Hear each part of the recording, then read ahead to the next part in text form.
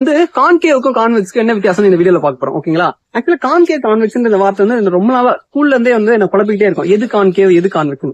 ஆக்சுவலா பார்க்க போனீங்கன்னா இது ரெண்டுமே வந்து ஒரே சர்ஃபேஸ்ல இருக்கும். சோ இப்ப இந்த டிஸ்க் வந்து நீங்க கான்கேவா கான்வெக்ஸ் பாத்தீங்கன்னா இது ரெண்டுமே தான். அதாவது என்ன அர்த்தம்னா கான்கேவ் அப்படின்றது ஒரு பாலோட இன்னர் சைடு சொல்ற ஒரு வார்த்தை. அப்படின்னா இது ஒரு பால் நீங்க வச்சுக்கினா இதோட இன்னர் சைடு இதுவா தான் இருக்கும் இல்லையா? சோ அப்ப இது வந்து கான்கேவ் சர்ஃபேஸ், கேவ்டா இருக்கு. ஓகேங்களா? ஆனா இதுவே கான்வெக்ஸ்னா ஒரு பாலும் ஒரு ஸ்பியரோட அவுட்டர் சர்ஃபேஸ்.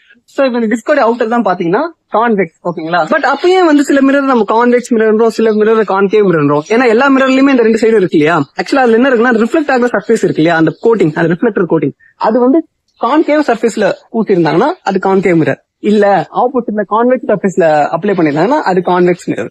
அந்த கான்கேவ் சர்ஃபேஸ்ல எல்லாம் வந்து ரொம்ப யூனிக்கான ஒரு விஷயம் இருக்கு. அது என்னன்னா அதோட ஃபோக்கஸ் பாயிண்ட். சோ இந்த டிஸ்பிளே நீங்க பாத்தீங்கன்னா இந்த ரிங் இருக்கு பாத்தீங்களா? இந்த ரிங் தான் வந்து இந்த கான்கேவ் சர்ஃபேஸ்க்கு ஃபோக்கஸ் பாயிண்ட். அப்படின்னா என்னன்னா இந்த கான்கேவ் சர்ஃபேஸ்ல எந்த இடத்துல என்ன வேவ் விழுந்தாலுமே அது வந்து ரிஃப்ளெக்ட் ஆகி இந்த ஒரு இடத்துக்கு மையப்புள்ளியா நோக்கி வரும். ஓகேங்களா?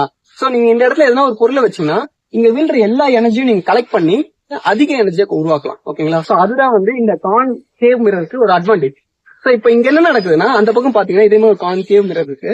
அங்க என் ஃப்ரெண்டு வந்து அந்த ரிங்ல எதனா பேசினாங்கன்னா அவருடைய சவுண்ட் வேவ் அந்த கான்கேவ் மிரர்ல ரிஃப்ளெக்ட் ஆகி இங்க வந்து திரும்பி இங்க இருக்க அந்த எல்லா சவுண்ட் வேவும் இந்த மையப்புள்ளிக்கு கான்சன்ட்ரேட் ஆகும். சோ இதனால அவரு அங்க லைட்டா பேசினா கூட எனக்கு இங்க ஆடியோ நல்லா கிளியரா கேட்கும்.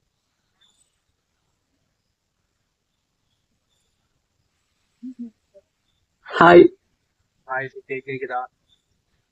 சோ நீங்க பாத்தீங்கன்னா தெரியும் இல்ல, அவரோட வாய்ஸ் நல்லா கேக்குது. அவர் ரொம்ப சைலண்டா தான் பேசுறாரு, பட் அப்ப கூட நல்லா கிளியரா கேக்குது. சோ இதுதான் இந்த கான்கேவ் மிரருக்கான ஒரு பெரிய அட்வான்டேஜ். தேங்க்ஸ் ஃபார் வாட்சிங்.